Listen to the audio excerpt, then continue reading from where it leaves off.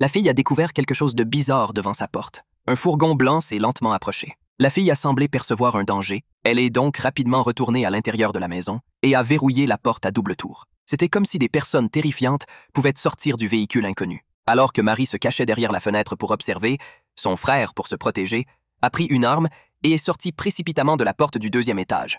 Il criait qu'il allait donner une leçon à la personne au volant. Mais, de manière étrange, les occupants du véhicule semblaient immobiles. Voyant cela, Marie a dû prendre l'arme des mains de son frère. Cependant, le fourgon semblait être équipé de vitres blindées. Marie n'a pu que tenir l'arme et attendre. Heureusement, après 1 minute, le fourgon a finalement quitté la ferme de Marie. En fait, ce n'était pas la première fois que Marie faisait face à cette situation. Quelques jours plus tôt, alors qu'elle se promenait, elle avait vu ce véhicule garé sur un chemin à côté. Marie lui avait dit que c'était sa propriété, pensant lui faire peur, mais le véhicule n'a montré aucune réaction. Jusqu'à ce que, en voulant s'approcher pour mieux voir, le fourgon démarre soudainement, comme pour lui signifier qu'elle risquait d'être renversée si elle faisait un pas de plus. Marie, effrayée, s'était précipitée pour fuir. Elle était retournée chez elle, où elle avait trouvé sa sœur et sa mère en pleine dispute. Marie avait voulu les interrompre, mais les deux ne l'avaient pas cru et pensaient même qu'elle souffrait de paranoïa. Le lendemain matin, Marie était allée à l'école comme d'habitude. Mais alors qu'elle s'apprêtait à entrer en classe après une récréation,